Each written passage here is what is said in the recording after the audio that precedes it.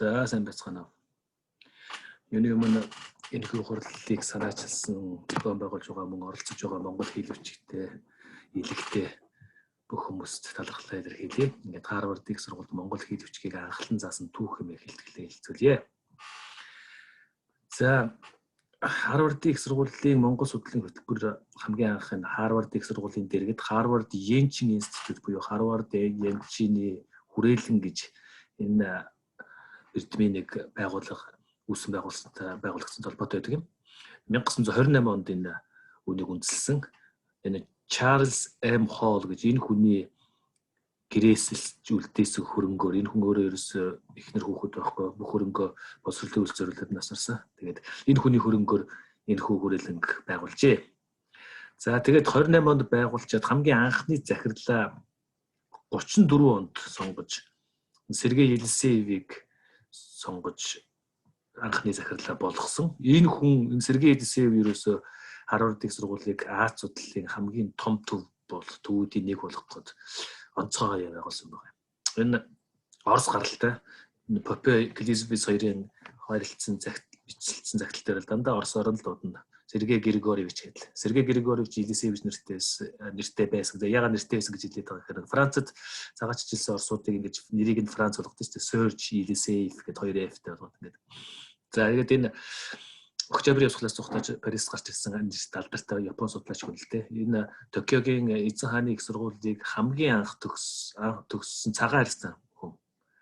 Түүнээс өмнө тэгж алдар гавьяатай төгсөж байсан цагаан харьцан гэж нэгч байхгүй. Ангитай хамгийн шилдэгэр төгсөөд Япон оюутнуудаасаа илүү төгссөн Японд судлаа шүү дээ.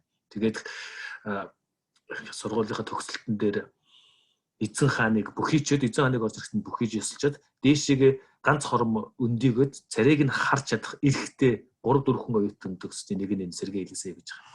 За тэгээд Сергей Елисеев Октябрийн явцлаас цугтаачаад Парист Япон судлалын өгүүлэл нийтлэлүүд дээр бичээд эд алдаршиж явах үед нь ерөөсөө энэ хүнийг л одоо Харвард их сургууль авах хэрэгтэй байна гэдэг. Тэгээд Харвард инженерийн сургуулийг үндэслэн байгуулсан улсууд Елисеевийг үрж авчираад сайн цайлан сайхан амьдралын нөхцөл орчин бүх юмар нь амлаж байгаа тавчраад анхныхаа захирлыг болгожээ. За тэгээд Елисеев ирэнгуутаа юу хийсэн бэ гэхээр яг тийм эртний сонгодог Европын маягаар ажиллаж эхэлсэн байгаа юм л да. Хамгийн шилдэг залуусыг олж Аз судлалын бүх чиглэлээр юм эрхшүүлнэ гэж. За тэгээд хятад судлалаар 2-3 хүн олоод тавлаа, Япон судлалаар, Солонгос судлалаар гих мэтэр ингээд яг тэр судлалаар явж яасан хүн гэж угаасаа байхгүй шүү дээ. Тэрүүгээр мэрэгсэж чадна гэсэн хүмүүсээ залуучуудыг сонгоод байгаа юм л да. Ингэж хайх ирэх явцад нь нүдэнд нь энэ Фрэнсис Вудман Клевис гэж залуу сайхан залуу өртсөн байгаа юм. Энэ залуу яасан бэхээр Дартмуртын коллежид эртний грек латин хэлээр суралцаад сонгодог хэлнүүдээр суралцаад гарамгаа сайн суралцсан учраас Харвард их сургууль харьцуулсан хэл шинжилгээний чиглэлээр магистрийн ангид орчихсон суралцж байсан. Тэгэн гут нь анзаарч аваад Елисеев харьцуулсан хэл шинжилгээний салбараас гаргаж аваад тэгээд яасан гэхээр өөрийнхөө нөгөө үндэслэн байгуулсан Зүүн Аз дорн дахны хэлнүүдийн дэглэмрүү авч ороод тэгээд магистрийг дууссан гут хэлсэн байна. За Монгол судлалаар мэрэгшин Монгол судлаар мэрэгшихийн тулд Пол Пильо гэж алдартай эрдэмтэн байгаа. Парис руу явна. Парис руу явах бүх зардал бүх хүтэнд очиод сурах, амьдрах, тэтгэлгийг гэж манай хүрээлэнгээс өгнө гэдэг. Ингээд Монгол судлалаар мэрэгшүүлсэн юм. Клевисийг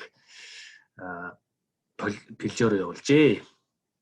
За тэгээд Пильо тэнд очиод одоо их ганцхан монгол хэл хэлдэг. Шууд очиод Пильотой Клевис очингуудаа Пильотой монгол хэл үзэж эхэлсэн л дээ мэдээж хэрэг. За тэгвэл олон чухал монгол судалтай холбоотой хэлнүүдийг үзсэн байгаа юм. Парист тохтой шүү дээ тийм ээ. Тэгээд энэ жишээлхэн бол нэг жиш Клевисийн хувийн архиваас олдсон нэг захиа байл да. Елисеевд буцаагаад бичиж байгаа. Одоо нөгөө их хэмжээний мөнгөнд тэтгэлэг авсан хүмүүс чинь буцаагаад юу сурж байгаа, яаж байгаагаа тайлан тавьж явах хэрэгтэй да. Тэр тайлангийнх нь хэсэг байгаа юм. За тэгээ ингэж хэлсэн байгаа. Тэтгэлгийн журам заасны дагуу энэ үйлрэлд ямар хичээл үзэж байгаа танд товчилдаг ээ. 1937 оны 11 сард Сорбоны их сургуулийн хэл бичгийн факультетд орж дараах хичээлүүдийг үзэж эхэллээ. За Пильо багшаар хятад хэл заалгаж байна. анх нөгөө монгол хэлнээс гадна давхар билээ багшаар хятад хэл заалгасан байна. Энэ хичээл дээр бид хоёр эзэн хааны каталогоос сонгож авсан эзэнт гүрний түүхийн номзун материалуудыг уншиж буй. За мөн хятад хэлийг Гране багштай үзэж байна. Гране багш надад Фэн Шүүгийн Хов хаан шүүгийн хэсэг буюу 82 дугаар бүлгийг тайлбарлаж байгаа. За Баку багшаас төвд хэл сурч байна. Баку багш надад орчин үеийнх боловч нэлээд хэцүү тексттэй Усны шаштар гэдэг номыг зааж байгаа. Үүнийг саяхан жанчгалсан Даши лама бичжээ. За согд хэлийг Бенвениста багшаас алгаж байна. Энэ хичээл дээр Бенвениста багш Висентарагийн Жатакаг тайлбарлаж байна. За Куча буюу тохоор хэл. За тохоор хэлийг Филиосо багштай үзэж байна. Багш надад Кучиг ангаахын болон дандрын судар гэдэг зааж байна. Энэ өөр ангаахын Филиосо гэж эртний ангаах уламжлал ангаах ухаан судалдаг гэсэн юм байна. За тэгээд 37-ны 12 сараас бүх хичээл жигдэрснээс хойш би Пилжа багшаар монгол хэлийг үргэлжлүүлэн заалгаж эхэллээ гэдэг нь юу гэсэн үг вөхөр очингуудаа монгол хэлний хичээлийг үзсэн байна шүү дээ. Энэ жил Пилжа багш надад Гисэр хааны домгийг тайлж өгч байгаа гэдэг их мэтлэнгээр.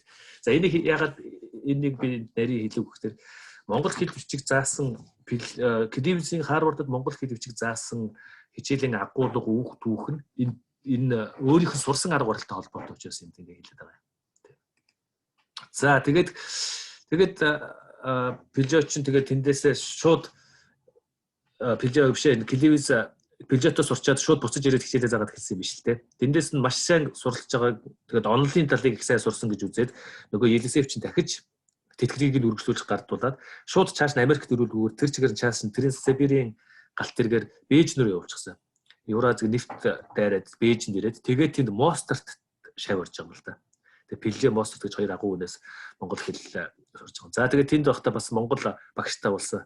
Арга үлэг гэдэг нэртэй монгол багштай болоод ингээд 1946 онд сая иргэж ирээд 42-нд доктор хамгаалсан. Эргээ дайн дажимтэр болоод дайнд оролцоод буцаад 1946 онд ирээд ингээд сая Харвардын их сургууль Монгол хэл бичгийн хичээл заажээ. За тэр одоо энэ илтгэгч миний би дөнгөж саяхан Пилжагийн Кливсийн номын сантай танилцсан. Тэгээд хичээл хэрэгжилсэн бүх материалууд, судалгаа шинжилгээний ажиллагаар хичээл бүгд зүйлтэй тэнд байх хугацааныхаа яриар танилцсан юмсан л да. За тэгэхээр монгол хэлний хичээлийг яг уламжлалт өөрийнхөө сурсан аргаар заасан байгаа юм. Уламжлалт уран зохиолын түүхийн их унших. 92 заглын тууж, Убаши хунтайчийн тууж, Хавмуур, Хулган гурвын үлгэр, Нацаг доржи миний нутаг хүртэл эдрээ. Эдрийг яаж заасан бэ? Юу хийсэн бэ гэхээр дандаа нөгөө нэг эрдэмжилгээний ажил хийдэг аргаараа. Хичээл зааж байгаа эрдэмжилгээний ажил хоёр нь ерөөсөө бараг ялгахдаггүй. Уг эхийг нь тавсаргаад дараа нь галиг, бүтэн галиг. Тэгээд англи орчуулга, тэгээд тайлбар. Яг ийм маягаар явсан. Ерөөсөө угаасаа Кливсийн эрдэмжилгээний гайхамшигтай өгүүлбэрч бүгдээрээ тийм шүү дээ. Хилгаатын загтлуудын үг, галиг, орчуулга, тайлбар. Тэгэл энэ хичээлийн хэрэглэгдгүүн дандаа яг тийм маягаар явчихсан. Тэгэхээр оюутнууд нь яг нэг бол яг дагаад сурах нь байна тийм ээ. Тэгээд энэ нэг талаар зөвхөн хичээлийн хэрэглэгдэх боловч нөгөө талаар энэ Монгол уран зохиолын түүхэнд эдгээрийг хэвлэх юм бол их чухал ач холбогдолтой юм байлээ. Тэгээд ямар ч ясаа хуулаад авцсан байгаа. За тэр өөр асуудал. За Кирилл үсэг заах гэж бас оролцсон байгаа юм. 1946 оноос эхлээд Монгол хэл бичиг хичээлээ зааж эхэлсэн гэж байгаа. Тэгтэл чи яг тэр 1946 онд зэрэгцээд Монгол улс чинь Кирилл үсэгт ороод эхэлсэн. За тэгээд тэр үед анхан үедээ хэцүү байсан байлээ. Энэ одоо жишээлбэл бол та бүхэн харж байна. Чөлөөт Монгол эмэгтэйчүүд гэдэг ингээд соннийг материал болохгүй Кирилл үсгээр гарч байгаа ямар дүрмээр юу бичээд байна, яагаад гэдгийг сайн мэддэхгүй. Тэгээд тийм болохоор энэ сонноос хуулбар маягтай гэрэл зургаар авсан хуулбарууд аваад ингээд том хичээлээр хэрэгтгүү дэвтэр дээр ингээд шар цаасаар наачихсан гэдэг. Тэр дэвтрийг яг дотоод хавцсан дээр юу гэж утсан байсан бөхөр нэг Associated Press агентлагийн нэг том мэдээг тавьсан. Тэр мэдэн дээр болохоор Оросууд Совет бие зөвлөлтүүд Монголд бичгээ өглөө гэсэн нэртэй тийм гарчигтай. Тэгээд Монгол бичгээ хэрэглэхээ болж Кирилл үсэг хэрэглэе гэсэн юм тавьчихсан. За сүүл рүүгээ бол Кирилл үсгийн материалууд бол мэдээж зөндөө олцсон байдаг. Ихэнх үедээ ер нь хэцүүлсэн байна. За гэхдээ Кирилл үсэг заах явцтай гэдэг юм уу та. Бусад тэр үед монгол хэл бичиг зааж ирсэн найз нөхөд шавнартайгаа болоод эрдмийн холбоотой байсан хүмүүстэйгээ хамтран ажилладаг Кирилл үсгийн дүрмийг хэлэлцдэг байж загтал харилцаанаас нэг сонирхолтой загтал олдчихл байна л да.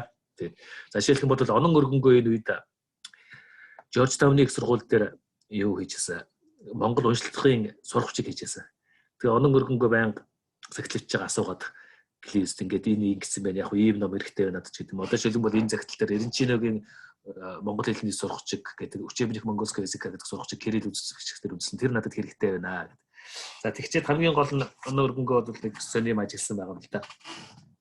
Энэ монгол хэлээр орос үсгээр бичих шин аргын тухайд гэвэл тэнэгэл зүйл болжтэй гэж эсэли гэсэн мөр тэнэг гэсэн үг. Эсэли тэн гэж байгаа. Тэнэг гэсэн үг ашигласан. Тэнэг зүйл болжээ.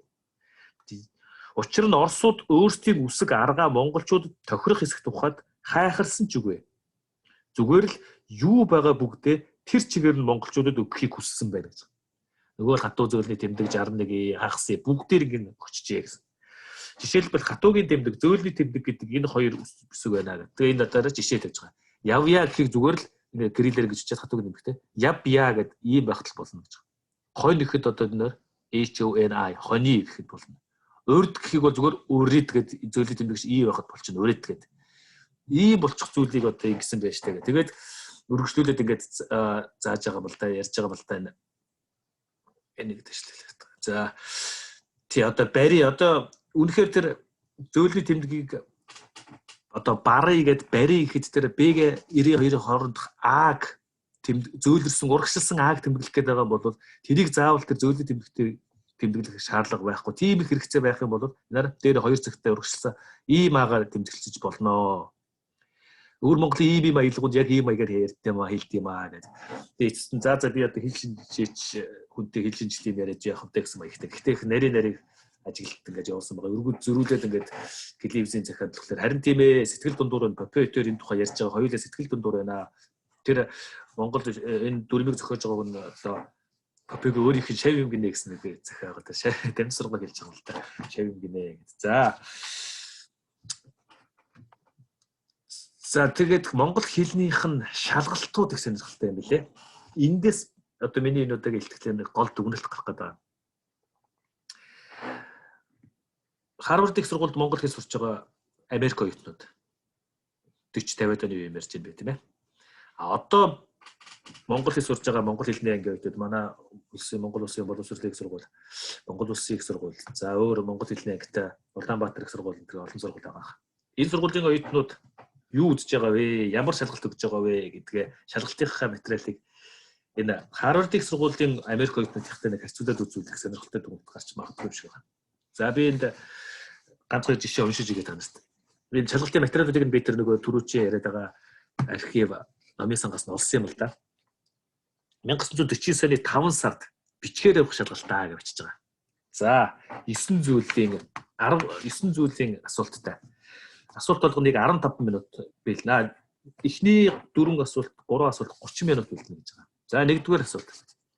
Газаа хааны 1302 оны загтлыг орчуулж хэл шинжлэлийн тайлбар бичээ. 30 минут бэлднэ гэсэн.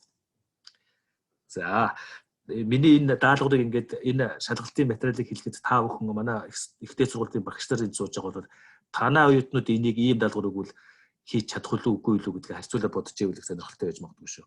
За хоёрдугаар асуулт. Саган сэцний 1662 оны бүтээлээс Тогоон Төмөр хааны гимшлийн 1-ээс 11-р мөр хүртэл гэдэг нь тэндээс гэж эхлээд Эрдэнэ дайд юм гэж дуусна. Орчуулад гэдэг чинь англиар орчуулна шүү дээ. Хэл шинжлэлийн зүйлд тайлбар үлд 30 минут үлдэнэ гэж. 3-р асуулт. Жаруудын Санба тайжийн 1892 оны загтлыг за энэ загтлыг өөрийнхөө цуглуулгад байгаа юм.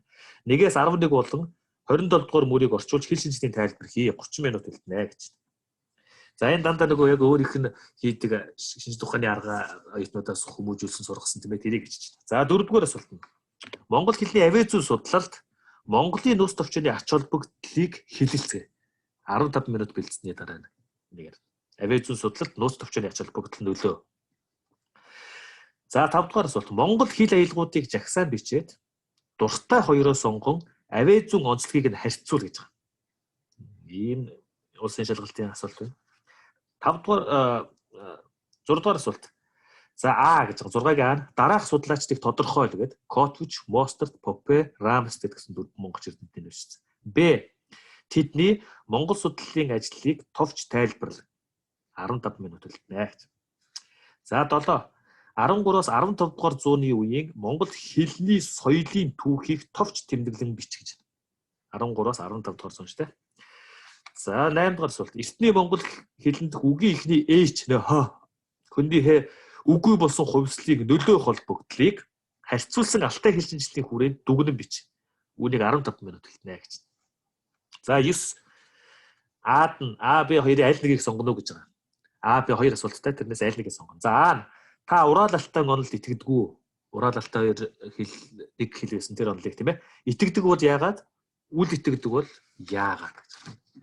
За Б нь болохоор Монгол, Түрк, Хятад болон бусад өөрийнхөө мэддэг хэлний тооны нэрсийг авч үзээд хэл шинжлэлийн холбоо хамгааллыг тогтоох шалгуур болгон тайлбарлах гэж. Энд чинь нөгөө нэг юуны онж явдаг шүү дээ. Язгуурын гарлын холбоотой хоёр хэл бол тооны нэр нь яхаарахгүй холбоотой байдаг хамгийн дөрөв. Тэгтэл чинь нөгөө Монгол, Түрк хоёр хэлний тооны нэр зөрчиж байдаг гэдэг тэрийг оюутнаар өөрөөр нь тайлбарлах гэдэг. За хамгийн сүүлчийн өөр энэ чинь болохоор нэг шалгалт байгаа. За бүр өөр бүтэн 3 цаг бэлдээд шалгалт өгөх нэг өөр нэг сүүлийн 49 оны шалгалт энэ сүүлийн нэг шалгалт нэг 60-аад оны үеийн нэг шалгалт байх шиг байгаа юм. Энэ дээр он сар байхгүй хам. Зүгээр он байхгүй зүгээр сар нь байгаа юм. 5 сард авчсан шалгалт байгаа. Энэ бүтэн 3 цаг бэлдээд энэ 5 бүхний зураг энэ зурган дээр байна. Энэ дэлгэц дээр нь хараарай. Harvard University гэсэн. За энэ шалгалтын дээр юу гэсэн бэ гэхээр ингэж хэлсэн байгаа. Чингисийн 92 загаллын туужийн Дамжин сүрэнгийн Монголын уран зохиолын дээж 100 бэлэгдэх хувилбарыг 60-аас 68 дугаар талд нь байгаа. Антон Мостордын нөгөө Ордос текст, Ордосын аман зохиол тийм ээ. Тэнд орсон хувилбартай 226-аас 237 дугаар талд байгаа гэж заагаад өгсөн. За энэ хоёр хувилбарыг бүтэц болон хэл шинжлэлийн үүднээс харьцуул гэж. За энэ ийм шалгалт. Ингээ бодоод үзэхлээр бид нэр одоо энэ кирилл бичиг рүү орно орохгүй орчоод эргээд монгол бичгтээ орно орохгүй монгол бичиг нь сайн муу кирилл ингээд их шиг нь гээгдэхгүй гэдэг. Одоо бидний хэлсэж байгаа дүрм хамаг энерги хүч юунд зарцуулагдаад байгаа вэ? Тэр олон нийтийн сүлжээгээр ямар маргаан болоод байгаа вэ? Энэ Harvard их сургуульд байгаа Америк оюутнуудыг хардаа Газаа хааны захидлыг уншаад орчуулад суух юм яриа сууж идэг. Бид нар болохоор бөхчим гэж өчх юм уу, бүгчим гэж өчх юм уу? Аль нь хин зохиос яасан дүрм хин энийг ингээд өөрчлөд байгаа гэсэн юм тэр маргалж идэг. За Чингисийн ярьж авлын тууч гэсэн уран зохиолын хичээл дээр агуулгын яриа гэлдэг. За тийм сурах хүчтэй орсон нэг их байгаа. Тэрийг уншаад агуулгыг нь яриад дүнгээ гаргаж идэг. Тэгтэл энэ шалгалт энэ Harvard-ийн оюутнууд яаж вэ? Америк хүмүүс шүү дээ. Бид нар чинь Мосторт ийм хувилбар болсон байгаа юм байна. Дамжин сүрэнгүй ийм хувилбар болсон байгаа юм байна. Ийм ялгаа байгаа юм байна гэдэг ялгааг нь гаргаж ирж идэг. Монгол гэж хэлэхээр бидний одоо энэ монгол бичгтээ эргэж орж чадахгүй байгаа орох гээд одоо энэ кириллскийн дүрмийн тухайд маргаж байгаа энэ их маргаан энэ бүхнийг энэ шалгалттай харьцуулаад үзэхэд ямар их энерги хүчээ бид нар юунд зориулаад алдаад байна вэ гэдэг дээр өөртөө бас бодох цаг болсон мэт санагдах юм. За ингээд анхаарал тавьсан та бүхэн баярлалаа.